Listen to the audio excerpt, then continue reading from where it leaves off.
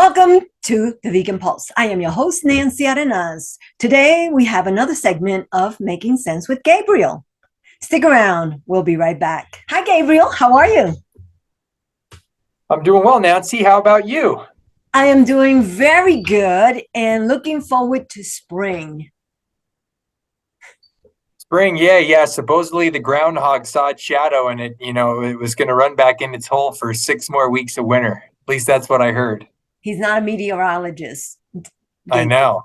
But some people, and where is it? New York, Pennsylvania? I can't remember where they do that they put their faith in the groundhog. Well, let's start with what should my portion sizes look like, Gabriel, when I'm about to eat? That's a great question, Nancy. And it's something that I know a lot of us have heard about, talked about, thought about, worried about, perseverated about. And it's something I certainly did before I learned a lot more about the ins and outs of nutrition and how food works in our bodies. And you'll still hear that today from a lot of different, I'm a registered dietitian for those who don't know. So I specialize I'm an expert on human nutrition, along with all the other folks that call themselves registered dietitians and some nutritionists. You never know what you're going to get with nutritionists. Some people just get a little online certificate. It can be very easy and quick. And so some people call themselves nutritionists can be very knowledgeable, like me, but not all. Whereas all registered dietitians, at the very least, you can have a whole range of registered dietitians. Some are great and some aren't. But at least a registered dietitian has to get a 4-year degree in nutrition, a bachelor's degree in nutrition, and then they have to go through about a year where they go through a full about 1,200 hours of supervised dietetic practice under other registered dietitians, other professionals who work in the field and then they pass a national exam, kind of like a nurse or a doctor or other health, physical therapists would have to do before they can get registered or certified. And so, at least that registered dietitians have a high level of qualification to speak on nutrition and what we should be eating. So anyway, that being said, portion size, what I like to recommend is more that people hopefully develop a healthy enough relationship with food that they don't gorge themselves when they eat, right? And there's this wonderful saying by one of the blue zones populations. Those are the longest lived people on earth. And one of those groups historically was the people of, now I'm going to forget their name. It's a Japanese group. And I'm just now, it'll probably come to me. But anyway, anybody can look up the blue zones. There's one group in Japan. There's the Nicoya Peninsula down in Costa Rica. There are a couple groups. I was there. Oh, cool. Yeah. So there's Costa Rica, there's Japan. There's also a couple in Europe, right? There's one in Italy and one in Greece. And then there's the Loma Linda Seventh-day Adventists in California that have historically had, they're vegetarians, they're vegans, and they don't drink alcohol, and they do a bunch of other things that are good for them, don't smoke. And so they're some of the longest lived people on earth as well. But anyway, speaking to the Japanese, and what's the name of the group? I'm just drawing a blank right now, but it's very easy to find out. They have a saying named Hari Hachi Bu. And what that basically means is eat only until you're 80% full, right? So you eat until you feel satisfied. Like, oh yeah, I'm starting to feel full. I feel satisfied, but I don't eat until the point that most of us have probably been there, whether it's Thanksgiving dinner, Christmas, some other holiday, if you're from another religious tradition where you're together with family, you make a huge meal, and then you basically stuff yourself to the gills, and then you feel terrible afterwards. And sadly, some of us, because so many things revolve around food, and also food scientists are paid so much money to literally manipulate and process food and formulate it in certain ways to make it very tasty, very palatable, that it makes it very difficult for us to stop eating. Because who would want to stop eating when the food tastes great? When it has these properties that literally maximize the dopamine response in our brain, the pleasure centers in our brain to say, this is incredible, I can't stop eating. So it's difficult sometimes. But Hari Hachibu is a wonderful phrase because it's just like, hey, there's nothing wrong with We don't have to keep our portion sizes incredibly small, not when we're eating predominantly whole natural foods. There's nothing wrong with eating some processed food, some junk food, some fast food, whatever it might be. Some people say, oh, never eat that stuff. But it's like, hey, we live in the real world. Sometimes we're busy.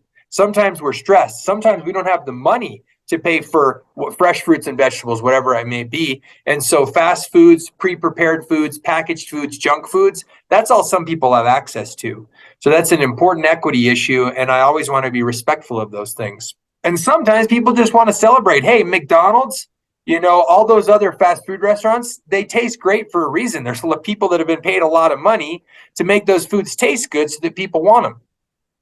But ideally, what we should be reaching for is food in its whole, minimally processed, natural state. So one of the phrases that people may have heard is food as grown, right? So if I'm going to eat an apple, I'm going to need an apple like it looks like, an apple that's grown on a tree. Whereas if I were to take an apple and I were to ultra process it and turn it into you put a candy coating on the outside and you make a candy apple, at least that still has the form of an apple. It's an apple.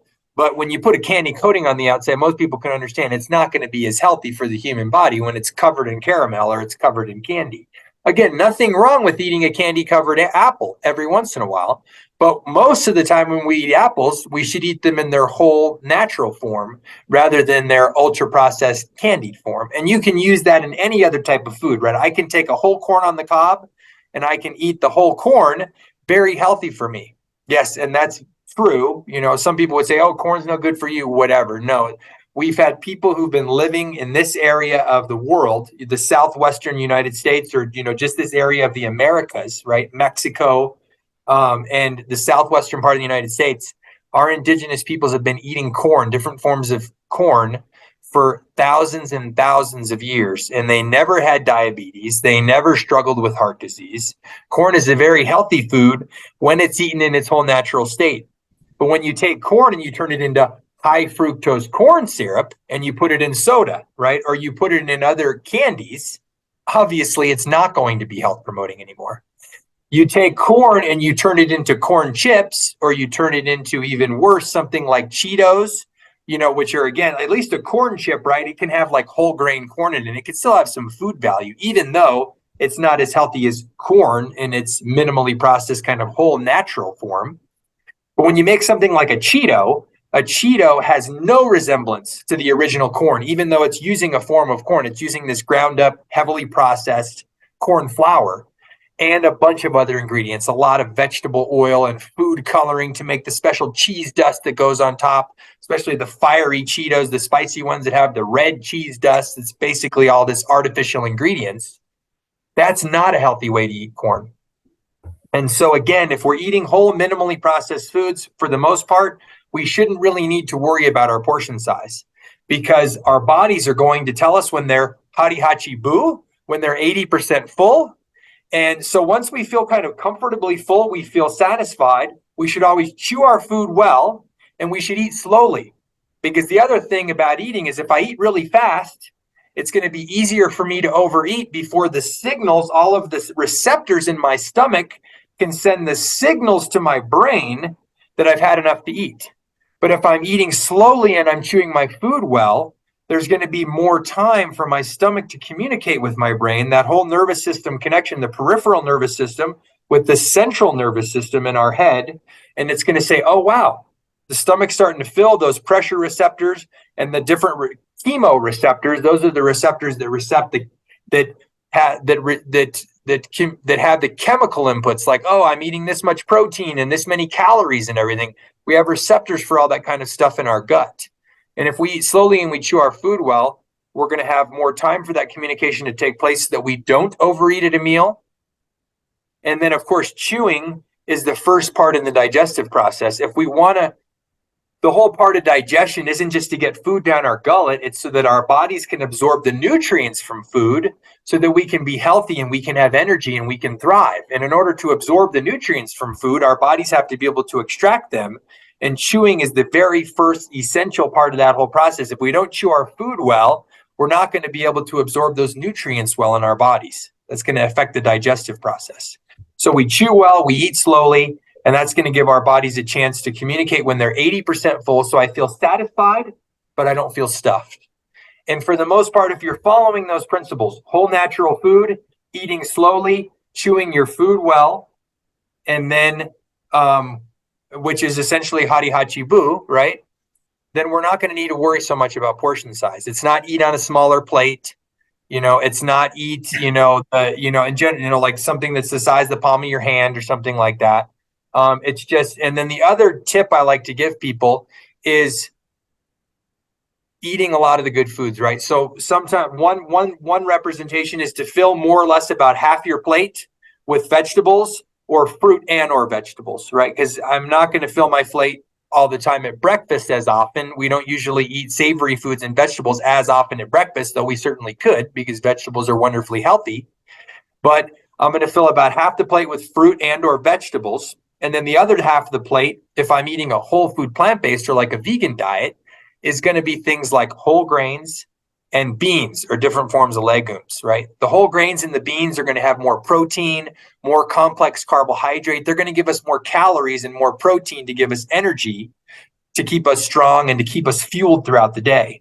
And then the fruits and vegetables on the other half of the plate are going to add more flavor, variety, and a wonderful, beautiful rainbow of all the colors that provide all these beautiful different vitamins, minerals, and different types of phytochemicals. Phyto is the scientific word for plants. So those are the chemicals that we only get from plants. And phytochemicals are essential. They're going to help to improve our health and vitality. The more different kinds of phytochemicals that we're getting into our daily or our weekly routine. And again, a great marker for phytochemicals are going to be all the different wonderful colors of food, right? The red, the purple, the yellow, the green, the blue, the orange, all the different colors. As much as we can reach all those different colors throughout the week, that's going to be great for our health. So I hope that helps that question. I have to tell you quickly that it was funny when you said that about, eating slowly and about how your stomach starts to censor, your body starts to censor where you get into that point. And sometimes I get there, and especially during the holidays, like you said, and I'm like, oh, I'm full, but this tastes so good. Just a couple more bites. And then I pay the price afterwards, and I know it. Or other times I'll be okay. Get that down really fast, because otherwise your stomach is going to know it's full and you won't be able to. Not good things to do, but I do them once in a while. Sure. And we all fall short. Nobody has a perfect diet all the time. It's just don't worry about it. We don't need to be perfectionists. We're all going to fall short sometimes, but as much as we can follow those principles, that's going to help our overall health. And most importantly, it's going to help us feel better on a daily basis so that we can enjoy the things that we can enjoy our work more. We can enjoy our recreation time more outside, our leisure time more outside of work, because when we feel good, then the rest of life goes better and we enjoy it more. And there was a dentist that I worked with, and he would tell me that what he does is when he goes somewhere, he takes half of what's on the plate that's served and puts it away. And therefore, he just eats half his plate, and then he has the rest for the next time. But that's how he, I guess, kind of curtails his overeating. Yeah, and when you're eating out, that's a wonderful thing to implement. Just do it right at the beginning of the meal, because then you're not going to be as tempted to go back into the to-go box after you finish the half that you left on the plate and say, oh, I'm just going to keep going. It's like, hey, I've already portioned out. I'm going to eat that for lunch tomorrow. It's going to be great leftovers. It'll be delicious. And I'm not tempted to eat the whole thing. And then I would also recommend to people, it's like sometimes we're rushed, sometimes we're busy, but for the most part, we're not going to be eating as healthy the more often we eat out, because they load more salt, more oil, more sugar, more processed ingredients into food. Because again, those things make the food taste good. There's nothing wrong with making the food taste good. But when we cook at home, we have more control over all the things that we're adding, and we start to have more awareness that it's like, oh, wow, if I knew how much sugar they were dumping into a dish, even a savory dish at the restaurant, they add sugar to add more flavor. You would just go crazy thinking, oh my God, they're just dumping tablespoons of sugar into this dish and salt and everything else. We have more control, and we're going to add less of those things, and the food can still taste wonderful, but we're going to be eating healthier in the process the more often we can cook at home for ourselves.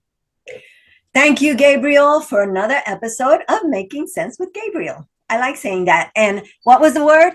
What was it? Hari Hachi Bu. Harry Hachibu. Exactly. That's how I remember it. I'm pretty sure it's right, but don't quote me. Then next time, bye. Thank you for joining us on another Vegan Pulse. I am your host, Nancy Arenas. Remember, check out our website, like us on Facebook, and subscribe to our YouTube channel. If you have a pulse, you have a purpose. Live vegan.